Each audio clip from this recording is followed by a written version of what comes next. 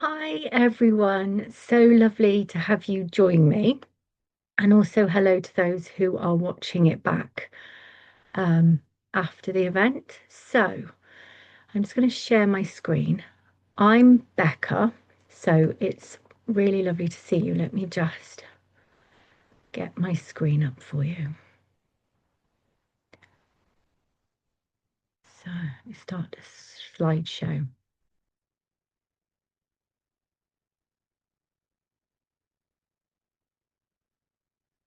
Okay, so thank you for joining me. Like I said, I'm Becca. I'm going to be talking to you about surviving Christmas with a difficult person. Now, whoever they may be. So, difficult people can be intimate partners, husbands, spouses, that's the same thing.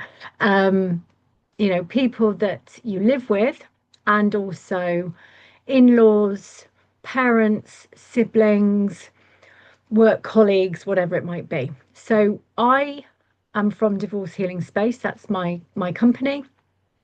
So I predominantly talk about um, divorce and breakup and intimate relationships, but as I will explain, I deal with all sorts of toxic relationships in my work. So this is applicable to you no matter who you're dealing with, anyone who's difficult.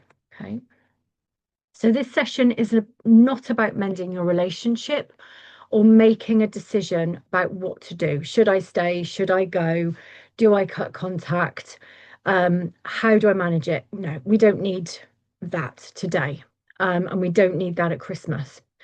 So the aim of this is to help you stay grounded, calm, emotionally steadier during Christmas, especially if you're living with them and especially if you're uncertain and there's tension around whether you should stay or whether you should leave them. Because Christmas can be an emotionally intense time, even if your relationship feels manageable during the year. It's especially overwhelming at Christmas. And if you are already unsure about your relationship, so you're already thinking, I need to leave my partner, or actually, I just cannot cope with my mother or my sister or whoever it might be anymore, the pressure can feel absolutely enormous about how you're going to manage that relationship going forward. So please take care of yourself during this session. Feel free to step away, take a breath, listen quietly, take what helps you and leave the rest. Okay. We'll be talking about things that might not be applicable to you. They might be applicable when you actually sit down and think about them. Um, and the recording will be available after the workshop. And my inbox is always open if you ever want to have a chat about things that have come up during here, if you have any questions. Okay. So a little bit about me. So I'm Becca, as you know, I'm an accredited breakup and divorce coach, and I specialize in women's health as a homeopath. And so I focus a lot on adverse childhood and actually adult experiences. They're not nicknamed, but they're called ACEs. That comes from the CDC, who did a very large study about the impact of adverse childhood experiences on longer term health.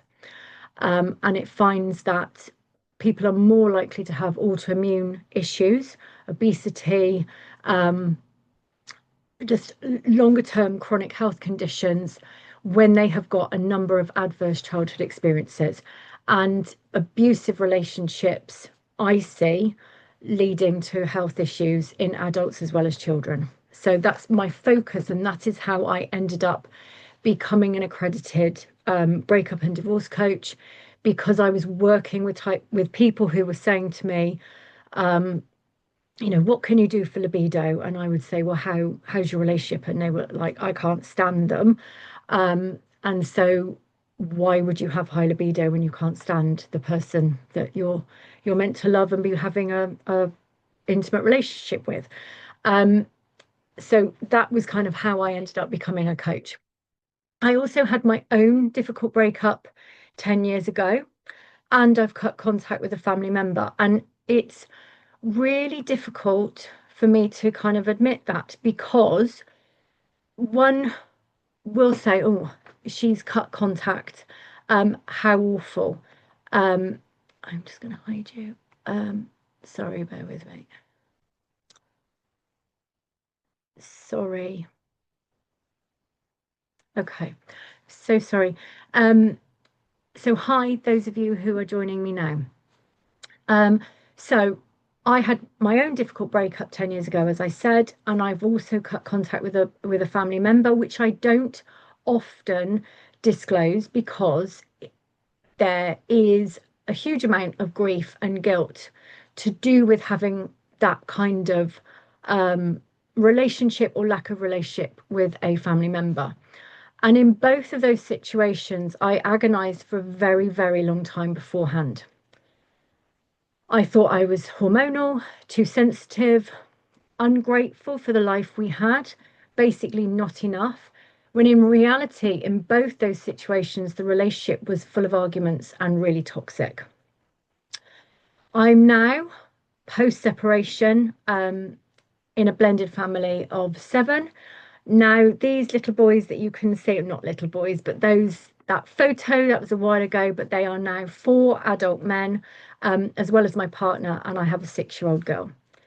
And so, as well as talking about making a decision about leaving somebody or cutting contact, I also talk about how there is life after no contact and separation, but making sure we take away any guilt and regret to make sure that you're supported to explore that relationship with clarity going forward. So, making sure that you are with somebody else for the right reasons, especially if there has been any form of toxic relationship. We don't want people to be making repeated patterns in their choices of relationship without any kind of judgment, of course. Okay. So the reality of managing a difficult person, it's difficult when you're deciding to separate or cut contact. It's rarely a light bulb moment. It's a real slow burn that, like I said, is very emotional, very guilt-ridden, can be really confusing. So I help people to unpick what's really happening in their lives and relationship.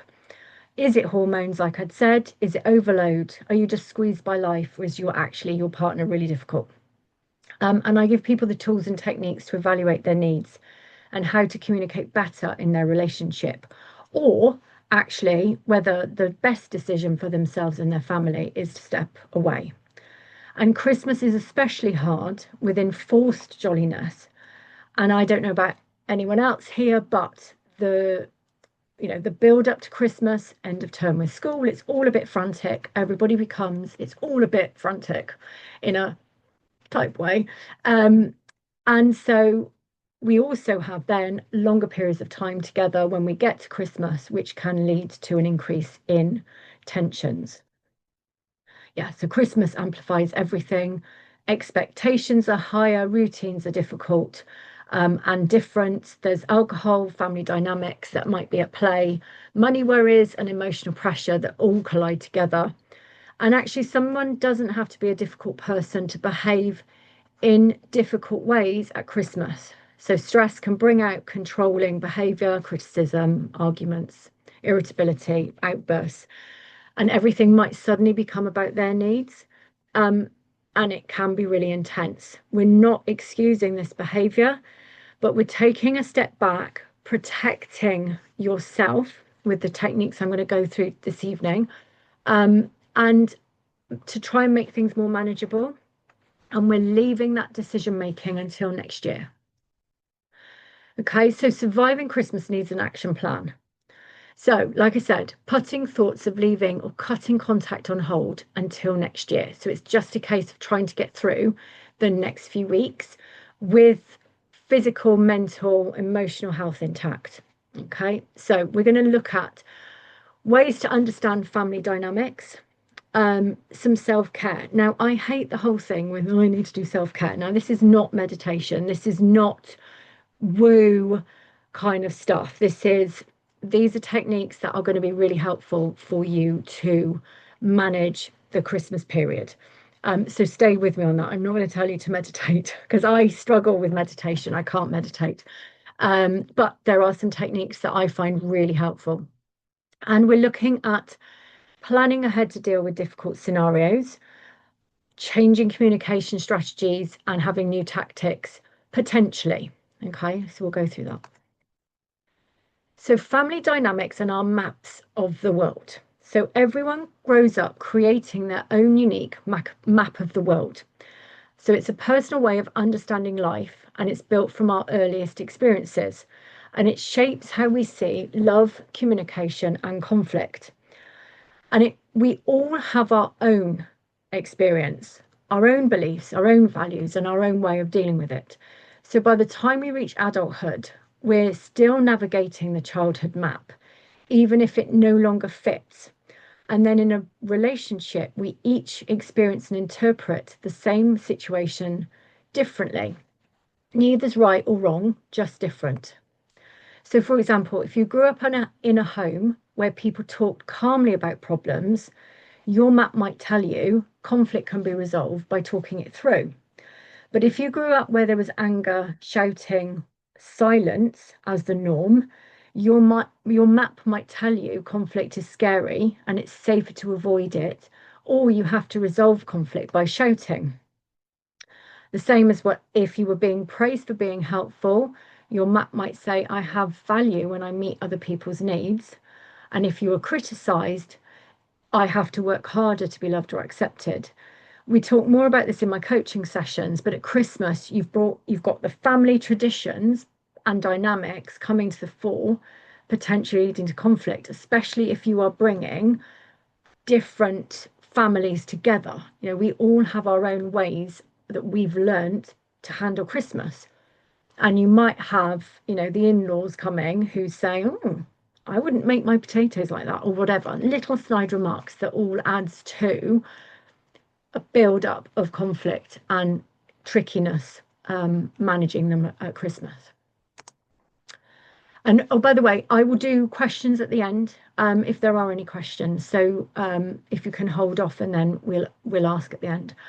Or feel free to put them in the chat and then I will answer them at the end. So in a relationship, this is important because kind of having a thought about how you grew up versus how the other person grew up allows you to step back and notice unconscious behaviors. So, am I reacting to my partner or to the way my childhood map interprets their behavior? Are our maps simply different, or are they fundamentally clashing in ways that cause me harm?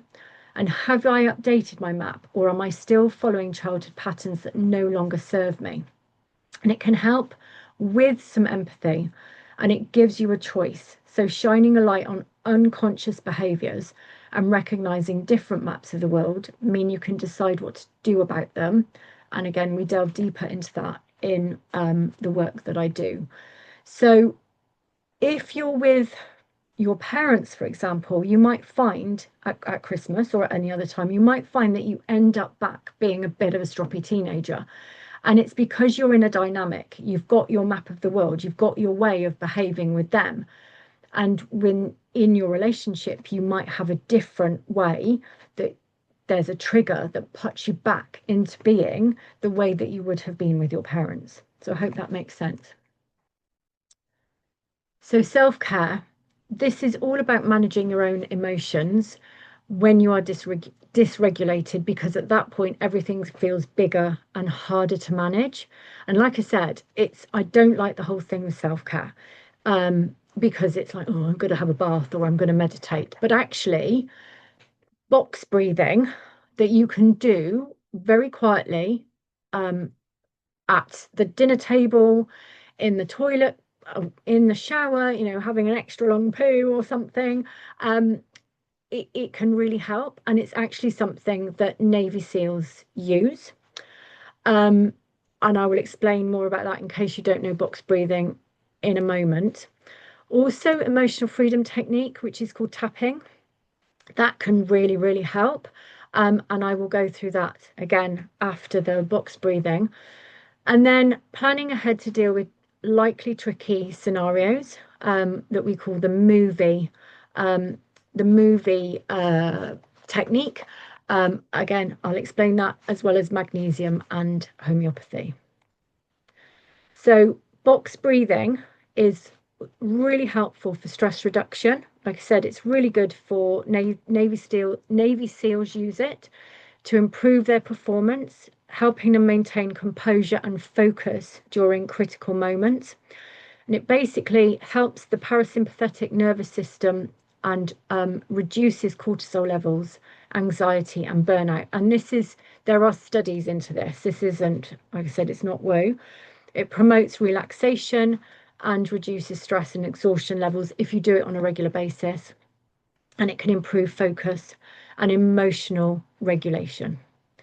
So the way you do it, imagine a box and you're breathing in for the same amount of time as you are then holding it, then releasing it, then not holding your breath, but you're breathing in for 4, you're holding it for 4, then you're breathing out for 4, and then you're not doing anything for 4 before you breathe in again. So imagine a box. So we're breathing in, and then we're breathing out, and then we're holding it and we're breathing in again. And you're imagining a box. So you could be doing that, like I said, at the table when you're peeling the potatoes or whatever you might be doing, to just calm you when everybody's getting on your nerves or you're just getting very, very stressed. Okay. You will get a copy of this at the end after a copy of the PowerPoint as well. Okay, so emotional freedom technique and tapping is really, really interesting. It's a gentle self-help tool that combines elements of CBT and acupressure. And the idea is that by focusing on an emotion, memory, or physical sensation whilst tapping on particular points, you can help release stress signals in the nervous system to calm the emotional intensity and restore a sense of safety and balance. And it's thought to work by calming the amygdala, which is the brain's fear center, to reduce, again, cortisol, the stress hormone. And it's especially helpful during relationship stress and conflict as it helps you downregulate the body so you can think clearly again. So it's really, really very, very simple. So you try and name the issue. Now I've said here, I feel anxious that I'm going to be left by my partner, but it could be anything. I feel completely overwhelmed. I feel that everything to do with Christmas is left by me or left to me, whatever it might be. And you rate the intensity. So 10 is really intense, 0, no intensity. So you kind of say, okay, using the scenario, I feel completely overwhelmed about Christmas. And it's a 10. So, okay, you say by using the side of the hand, so the karate chop point, so it's this side of the hand, you repeat a phrase. So even though I feel completely overwhelmed about Christmas, I love and accept myself, or whatever it might be. And it doesn't have to be perfect. The emotion will change possibly as you go through the tapping. So you're tapping, even though I feel completely overwhelmed about Christmas, I love and accept myself. Even though I feel completely overwhelmed about Christmas, I love and accept myself. So you do that, and then we go through some more points, which I will show you. But if you never remember the rest of it, which I will show you now, you can come to here. And again, do it on the toilet, do it in the shower. You can do it under the dinner table. Even though I feel like I'm going to go mad and shout at somebody, I love and accept myself, whatever it might be. Okay. So there are then other points that you do. Like I said, it doesn't have to be something that you do, but you don't have to do all of it. Start of the eyebrow, just here. Bone beside the eye. Bone under the eye. Between the nose and the upper lip. Between the lower lip and the chin. Just below the collarbone, so just here. And the side of the body about 4 inches below the armpit. So that is kind of where your bra strap would be. And then the crown of the head. So you can start wherever, start crown of the head, eyebrow, eye, bone, there, there, there, bra strap. Okay, back to the karate chop. You can do those points a few times. Again, focusing on, even though I'm feeling really overwhelmed at Christmas, I love and accept myself. And then you might just go to really overwhelmed. It's all too much. It's all on me. I'm going to go mad. I really want to leave. I just want everybody to leave me alone, whatever it might be. Okay, so you kind of go through it doing all of that. And then when you've done it for a little while, check in with yourself. Where's the intensity? Has it gone from, say, a 10 to a 6 or a 6 to a 3? Brilliant. We're looking for the emotion to soften, to shift a bit, maybe completely change. You know, I did, overwhelmed. It's all too much. I want to leave. Just be kind, go really slowly. And it's not about forcing a positive feeling. We're acknowledging the negative emotion. If it feels too big, if stuff comes out that actually it's a trauma, it's abuse, there's a big grief, it's best to work with a trained EFT practitioner or a trauma-informed homeopath like myself, or seeing a therapist. But if you're not sure, please reach out and I will help you. Okay, so the other thing, really, really key, I put all of my clients on this, is magnesium. It's a really crucial mineral that helps with regeneration and is known as nature's tranquilizer.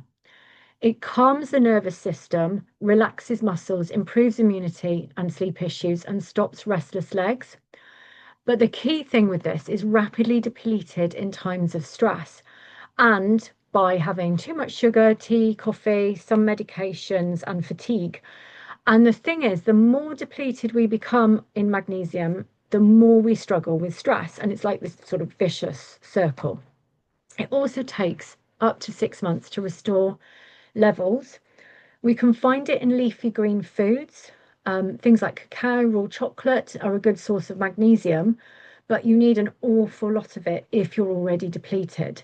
And so if you've been in a stressful situation, the fact that you're here tonight, I'm guessing you have been in a stressful situation for a while. And magnesium can just help take the edge off when you're a bit like person on the edge. You know, I'm really struggling to cope. It can just calm things down. It can help you sleep. And that is huge when you're struggling in whatever's going on in your relationship with somebody. And you need to eat, like I said, an awful lot of leafy green vegetables to restore it. So it might be that a magnesium supplement would help. And I really like Viridian's high potency magnesium. It's I don't like the name high potency because actually it's the amount of magnesium we're meant to have a day. And most people, I would say, are not getting enough magnesium anymore because there's just, even if they're having the most amazing diet, there's just not enough in their food stuff anymore. And a big thing for me, if you've got sugar cravings, especially chocolate, it's a sure sign you need magnesium because actually, like I said, cacao contains a really good source of magnesium. And so sugar can often be the reason, you know, the sugar craving is the reason that actually your body's trying desperately hard to get magnesium.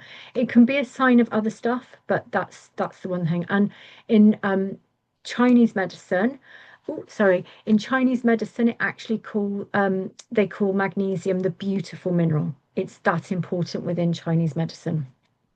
So homeopathy is not for everybody. That's absolutely fine. But I wanted to bring it up because obviously I'm a homeopath as well. It's a really gentle option to reduce negative emotions such as overwhelm, anger, and grief. And one of the reasons I became a homeopath was I had postnatal depression with my first child. He's now 21. And I went to see this woman because I didn't want to go on antidepressants. I wanted to see what was kind of, could I do something a bit more naturally? And it sorted out my postpartum issues, but also my son, the obviously the 21-year-old, he had eczema, and that was when I really saw a change in how his skin was very, very quickly.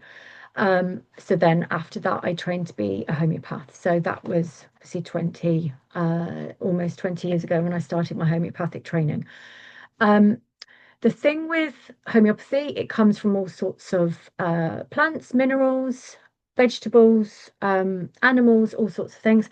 Um, but you're matching the state of the person with what can be produced by the remedy. So, for example, Staphysagria, which comes from delphiniums, um, is used for feelings of suppressed anger, indignation, and physical issues related to that, such as UTIs. So, Staphysagria in a 200C can be really helpful when you are quietly seething, say, for example, having to deal with in-laws at Christmas who wind you up and you're a bit like you're keeping everything in and you've got a stiff, you know, you're clenching your cheeks because you're trying to keep it all in. Staphysagria is for that kind of state. And it's that, excuse my language, but with the UTIs, it's like, what has pissed you off? So people often will come out with UTIs after somebody has pissed them off. So Staphysagria is great for that. It's great for, you can take it at a 200C 2 or 3 times a day when you're having to deal with somebody who is tricky. Now, that's in kind of like an acute situation, say Christmas Day with the in-laws, excuse me, focusing on the in-laws, but that's a common scenario. And it really just helps you have positive communication when, like I said, you really just want to tell them where to go, or you're ending up seething quietly.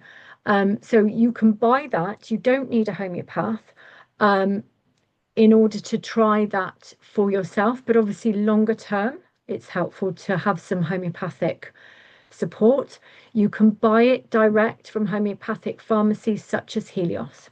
And Staphysagria, like I said, is amazing for when you're trying really hard to keep it all in, when you just want to scream.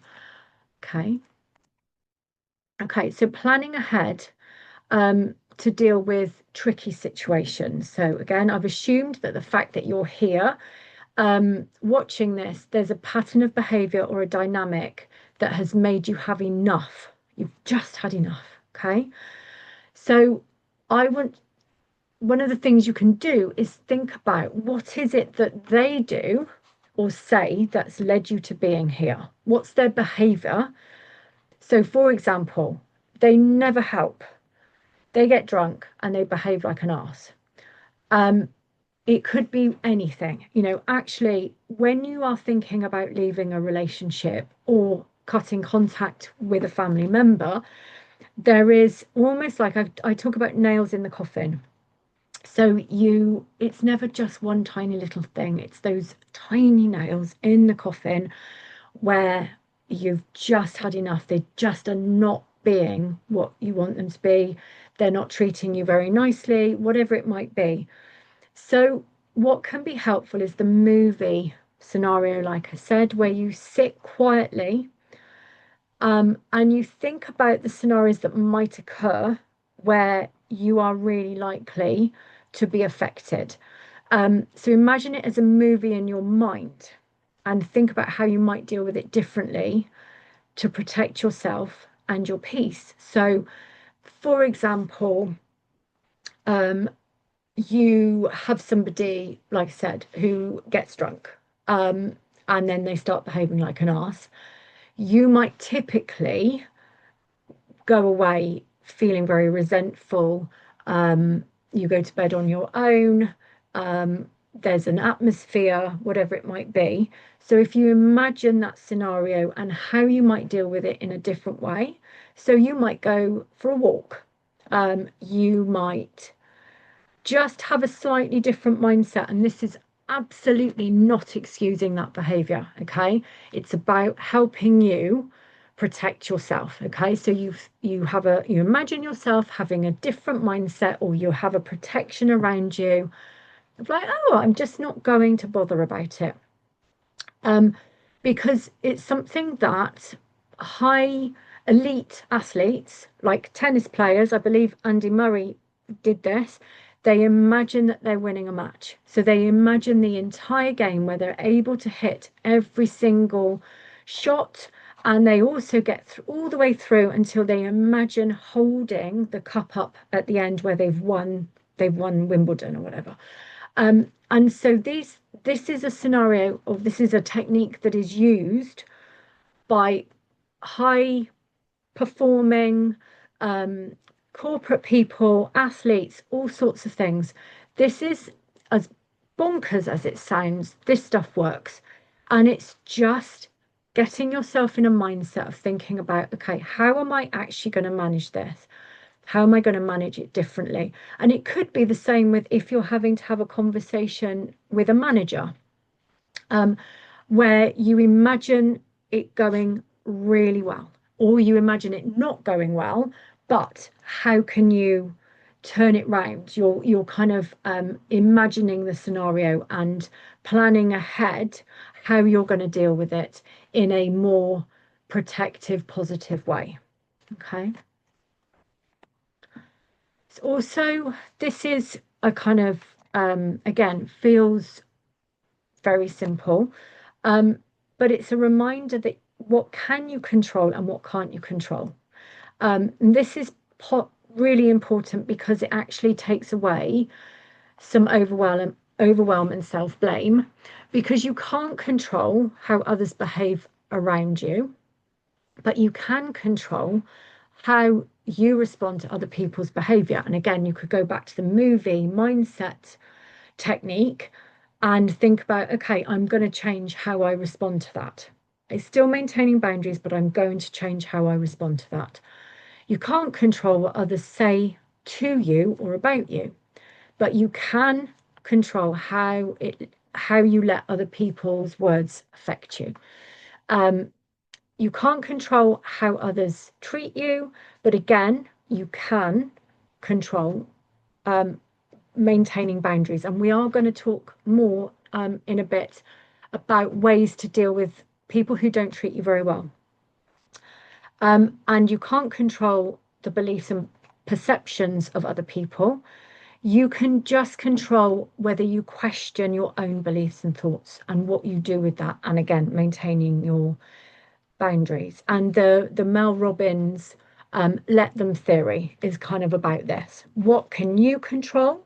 What can't you? And you just let them get on with it. So you let your mother-in-law get on with whatever it might be. And you just, it's fine. Done the movie mindset. It's fine. I'm not gonna engage with that.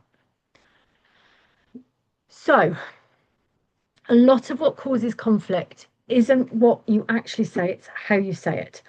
And again, we're not excusing bad behavior from anyone involved. But tone, phrasing, and small word choices can either build connection or create irritation. And even kind and caring people can sound sharp or defensive without meaning to. So you could say incredulously, didn't you watch that documentary? Now, I just mean that in a kind of, didn't you watch it? I'm a bit surprised. I'm surprised you didn't watch it. But it can sound really kind of critical. It's a tiny difference if you then said, did you get a chance to watch that documentary I sent you? It's tiny, but emotionally it's huge. The first one sounds like criticism and judgy, whilst the second sounds more kind of curious and maybe more about the right way was the intention. Didn't you comes across as blame, whereas it's reframed with curiosity or uncertainty, which is kind of what the first bit, didn't you watch that documentary, is meant to be, but the tone's off. So starting words with why can sound like interrogation or blame. You should or you need to can sound controlling. And the you always and you never creates defensiveness. So you need to stay specific, and I'm going to give you examples in a minute. And then changing the tone slightly can make it a bit softer. Um, and we're dealing with here, we're not talking about toxic people, just sometimes thinking about um, how we are saying something can make a big difference. So, like I said, didn't you watch that documentary? Is replaced with, did you get a chance to watch that documentary? Didn't I tell you that already? Can be changed to, I thought I mentioned it, but just in case, let me tell you again. Um, why didn't you do the dishes? So I noticed the dishes are still there. Did you get a chance to do them?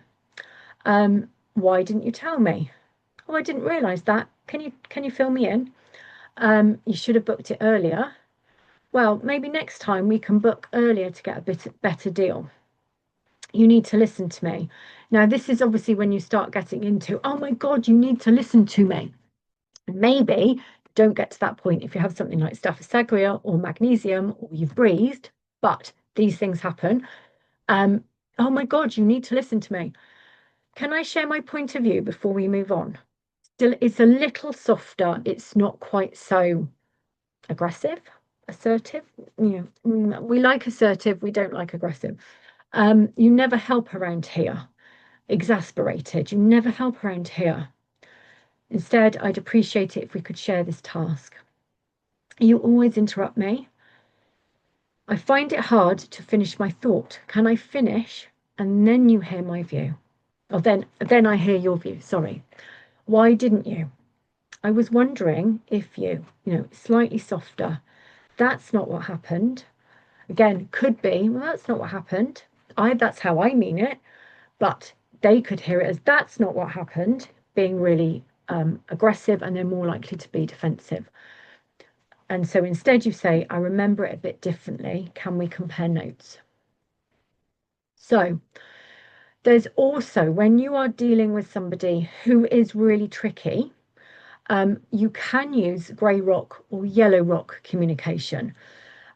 So grey rock is a self-protection strategy used with highly reactive, critical, or manipulative people who thrive advertently or inadvertently on upsetting you.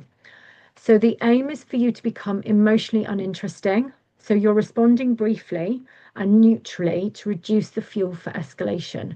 So this is when, if you are living with somebody who always spoils Christmas, or the mother-in-law, don't know why I'm saying mother-in-law a lot, sorry, but the mother-in-law who, she knows what she's doing. She's got to criticize you and it really upsets you.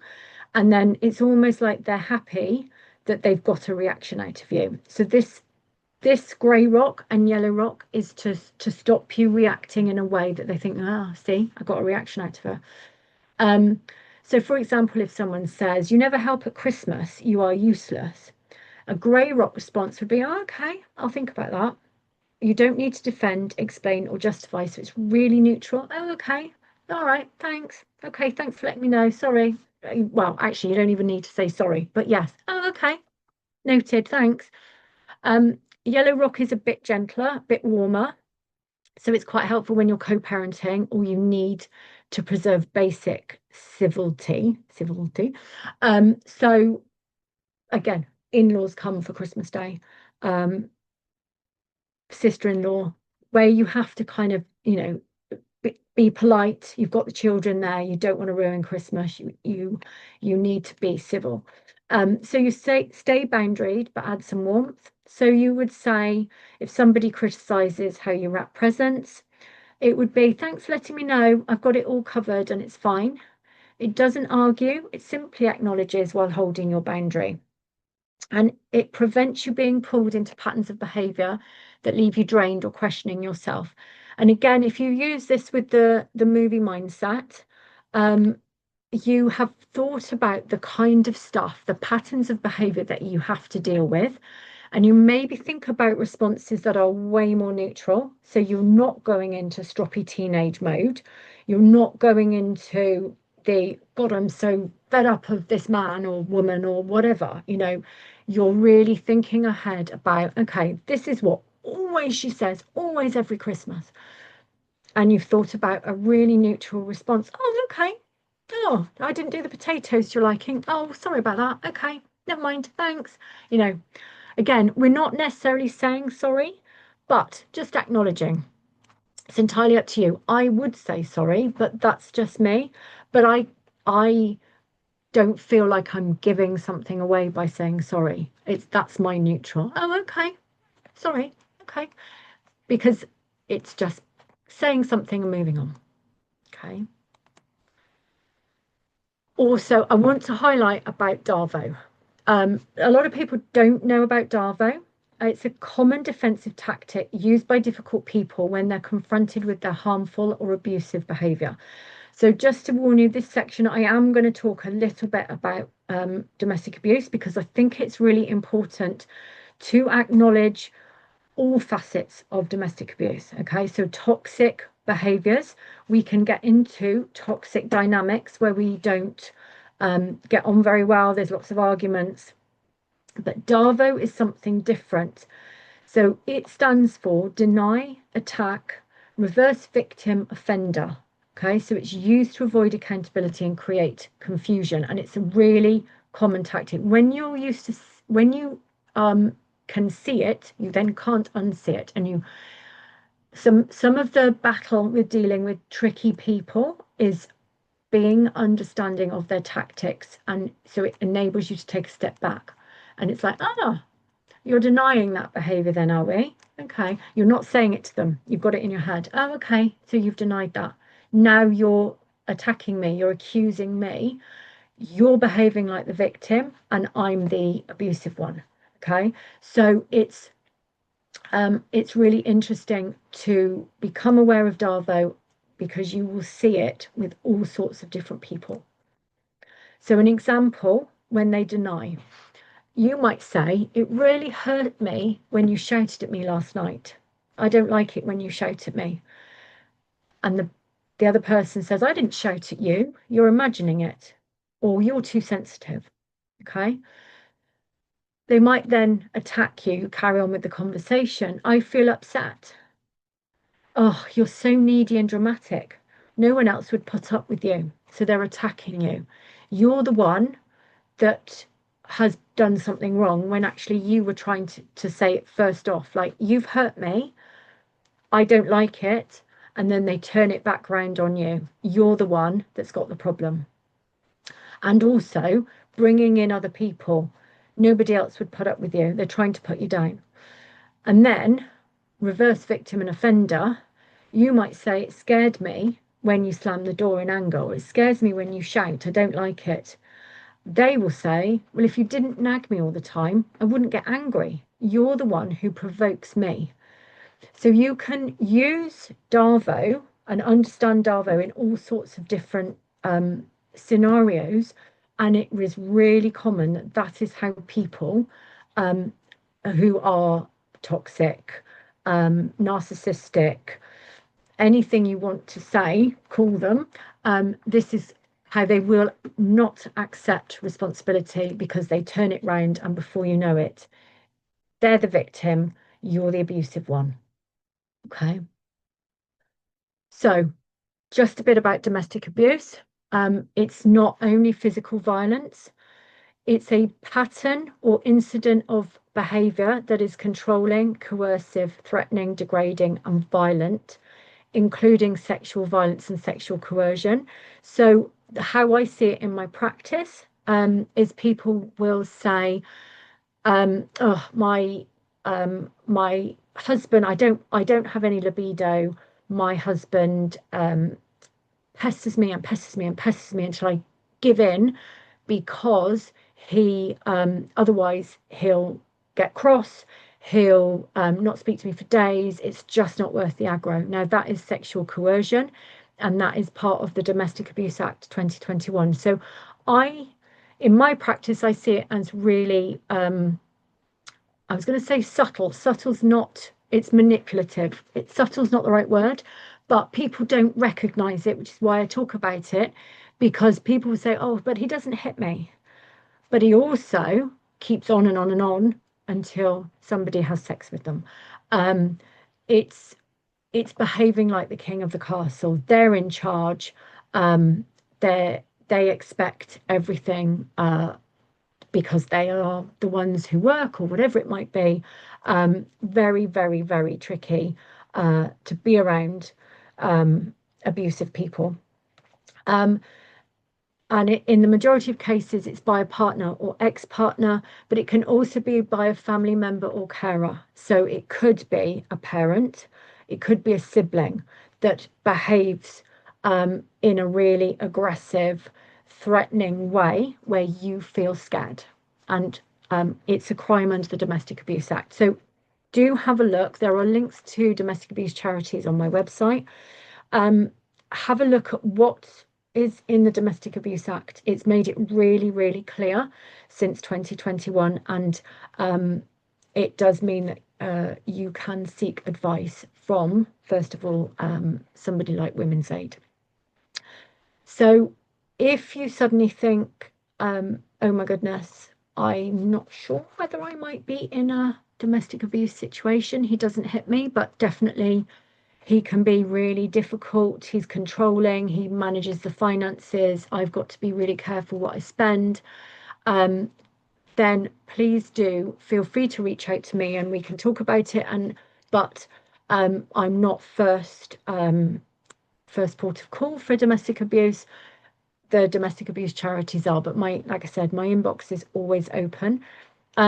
Take care of your physical and mental health, especially at Christmas. Do seek advice from me or a healthcare professional if you need more support. But really, really importantly, do not tell your partner if you suddenly think, oh, you're abusive. And also, do not, if you think about leaving somebody who is abusive, get your ducks in a row first. Do not tell them that you're leaving them because you are most at risk of being seriously harmed, even if there is no physical violence. You are at most at risk of being hurt by them in the first 3 months after you separate. So you have to have a game plan. And that is something that I talk about more in my course because this is what I'm passionate about. I don't think I said at the beginning, but I also focus on post-separation abuse, and I have been trained as a master practitioner in domestic abuse. This is the kind of stuff that I deal with, and I want to raise awareness for people who are saying, oh, but he's just stressed at work. He's not really, I hear stuff like he's not really abusive. He's just it's borderline abusive. Or like I said, that example of it's just not worth it because there's just an atmosphere for days after if I don't do what he wants. That kind of stuff. Okay. So feel free to reach out for support if you are not sure. So a way to work with me, I do one-to-one deep dives. That might be a full day or tailored weekly sessions for a month, going through the course that I've developed to do lots of reflections, lots of taking you through or some of this stuff that we've talked about and more. So I work either one-to-one or there's an online course starting on the 5th of January that's completely recorded with the weekly videos, workbook and live Q&As every week. You don't have to do it in the 6 weeks. Everything's recorded for your own pace. And importantly, whatever you do, whether it's one-to-one or the online course, there's no need for any decisions. What I do is help you evaluate everything that's going on in your life, coming up with an action plan at the end that you then give 3 months ideally to then make a decision. And there's homeopathic support alongside or instead of that if you are interested. So we look at within the course or the one-to-one, where are you now? Your wheel of life, what's working, what's not, and more on self-care, reducing stress and overwhelm. We look at understanding conflict and patterns of behavior. So we've covered a little bit of that today, the map of the world, but also we look at conflict resolution styles and also the traits of a difficult person, again, because we don't always recognize it when we're in it. And then we look also at understanding yourself, your unconscious behaviors, controlling how your brain thinks about things, looking at your attachment styles, because if your attachment style and your partner's attachment style is different, then there's a disconnect. That's like your love languages. We go through all of that. Clarifying what your values and needs are, because that changes. If you've been with somebody for 10, 15 years, potentially as you have up, grown through life, your values and needs might be different than they were at the beginning of the relationship, especially if you've now got children. We look at communication and boundaries, healthy versus unhealthy communication, how to manage the boundaries. So I've given you snippets, real snippets tonight, but how to set boundaries, how to make sure that they are respected, and then self-regulation tools, ways to calm the nervous system before the conflict. And then also looking at how you can build back up hope, possibility, repair conversations, how that might be able to rebuild trust and connection. And then finally looking at, can the relationship be saved? Weighing up the evidence, not just your emotions. So steps to take if you're staying, so an ongoing growth and repair plan, but also steps to take if you want to leave, so leaving safely with clarity and no regrets. So it's getting your ducks in a row. And it might be that you choose to leave in a few years' time, and you've got to put plans in place to get your finances so that you are no longer completely reliant on them if you are, for example, a stay-at-home mum. So you'll have clarity by the end of the course or the one-to-one with me, what's really happening in your relationship and your life, how your past influences the present, what does a healthy relationship look and feel like, practical tools to get positive change, an awareness of unhealthy and harmful dynamics. Like I said, we can get ourselves in a situation that becomes toxic, and that is possible to come out of a toxic dynamic.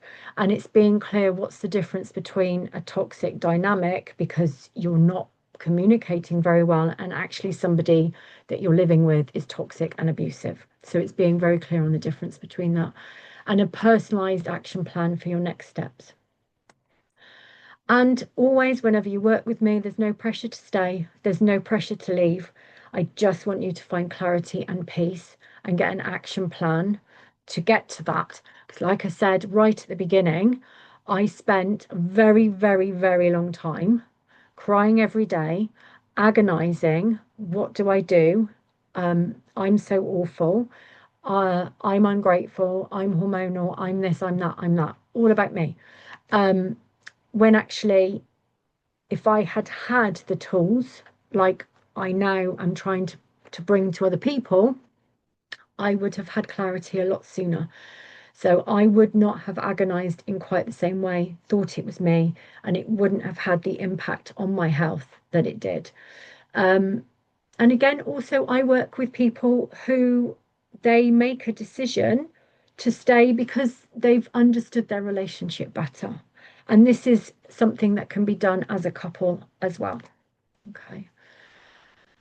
So